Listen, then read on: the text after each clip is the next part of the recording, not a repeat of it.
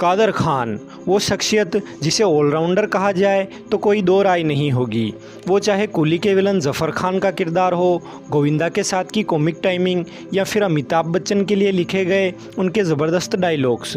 Viewer अपने अंतिम दिनों में कादर खान फिल्म संसार से दूर हो गए और जब उनसे इसकी वजह पूछी गई तो उन्होंने बताया कि अब इंडस्ट्री में मनमोहन देसाई और प्रकाश मेहरा जैसे लीजेंड्स नहीं रहे, इसलिए मेरा वहाँ मन नहीं लगता। फ्रेंड्स, वो मनमोहन देसाई ही थे जिन्होंने कादर खान के हुनर को पहचाना और अपनी फिल्मों के डायलॉग्स लिखवाने के साथ साथ फिल्मों के कुछ हिस्सों को डायरेक्ट करने का मौका भी कादर खान को दिया।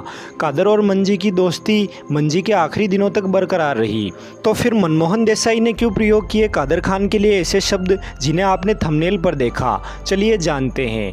दरअसल थिएटर्स के लिए लिखने और इंजीनियरिंग के छात्रों को आधी रात में पढ़ाने वाले कादर खान को फिल्म मेकर नरेंद्र बेदी ने पहली बार अपनी फिल्म जवानी दीवानी के डायलॉग्स लिखने का मौका दिया, जिसके लिए कादर खान को 1500 रुपये की फ़ीस मिली। लेकिन उस फिल्म के लिए किए गए कादर खान के काम को इतना पसंद किया गया कि इसके बाद ही फिल्म मेकर रवि मल्होत्रा ने कादर खान को फिल्म खेल खेल में के लिए 21,000 रुपये दिए और इसके बाद कादर खान की फिल्मी गाड़ी चल निकली।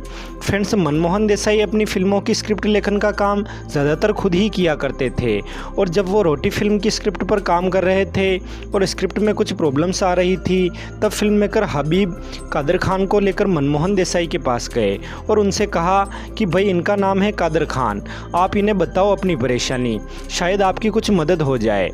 लेकिन मनमोहन देसाई उस वक्त ज़रा चिढ़े हुए थे, इसलिए वो हबीब से बोले कि यार तुम एक और मियाँ को ले आए।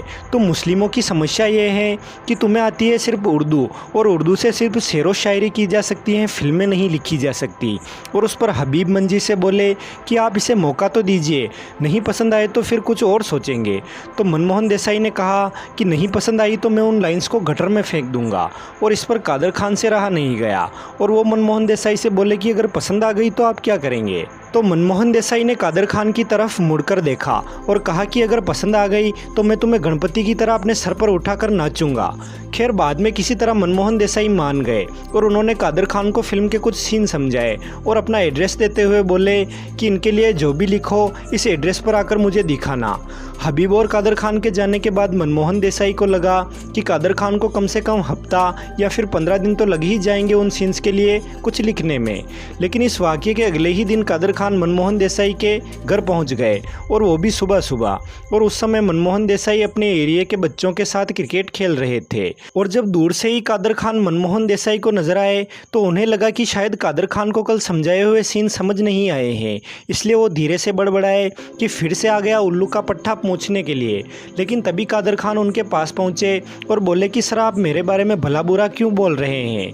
तो मनमोहन देसाई बोले कि नहीं, मैंने तो कुछ नहीं कहा। तो कादर खान बोले कि सर, शायद आप नहीं जानते कि मैं लिप रीडिंग कर सकता हूं और मैंने दूर से ही जब आपको बड़बड़ाते हुए देखा तो मैं समझ गया कि आप बोल रहे थे कि उल्लू का पट्टा फिर से आ गया। खैर, आपने जो सीन कल मुझे समझाए मैंने उनके लिए डायलॉग्स लिख दिए हैं, आप देख लीजिए। मनमोहन देसाई कादर खान को देखकर थोड़ा हैरान हुए, क्योंकि एक तो उन्होंने बिल्कुल सटीक उनके होठ पढ़ लिए और दूसरा एक ही रात में डायलॉग्स भी तैयार कर लिए।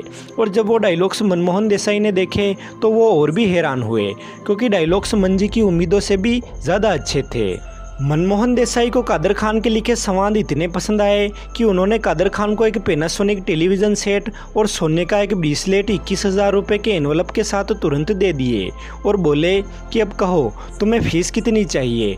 तो कादर खान बोले कि सर, मैंने जिस फिल्म के लिए अभी लास्ट डायलॉग्स लिखे उसके लिए मुझे 25,000 की फ़ीस मिली थी और आपने तो पहले से ही मुझे इतना कुछ दे दिया है, और कैसी फ़ीस?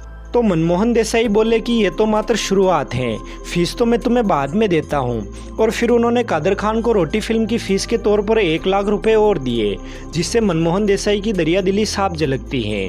और रोटी के बाद मनमोहन देसाई के डायरेक्शन में बनी सारी की सारी 10 मूवीज़ में से सिर्फ चाचा भतीजा और मर्द के डायलॉग्स कादर खान ने नहीं लिखे, वरन परवरिश, धर्मवीर, अमर अकबर एंथनी, नसीब, सुहाग, देश प्रेमी, कूली और गंगा जमुना सरस्वती जैसी ज़बरदस्त ज़बरदस्त फिल्मों के डायलॉग्स कादर खान ने ही लिखे। और अमर अकबर एंथनी का वो बेहतरीन सीन जिसमें अमिताभ बच्चन शराब के नशे में आईने पर बैंडेड चिपकाते हैं, वो सीन भी मनमोहन देसाई ने नहीं बल्कि कादर खान ने डायरेक्ट किया था। और अगर आपको नसीब फिल्म का वो सीन याद है जिसमें हीरोइन विलेन द्वारा बोली गई बातों को विलेन के लिप रीड करके पता कर लेती हैं, तो वो सीन मनमोहन देसाई ने कादर खान के लिप रीड कर लेने वाले वाक़ये से ही प्रेरित होकर रचा था। और उस सीन का क्रेडिट भी मनमोहन देसाई ने कादर खान को ही दिया। तो फ्रेंड्स, ये थी कादर खान के मनमोहन देसाई के साथ के सफलतम एसोसिएशन पर हमारी एक खास पेशकश। वीडियो पसंद आई हो तो इसे लाइक करें, शेयर करें।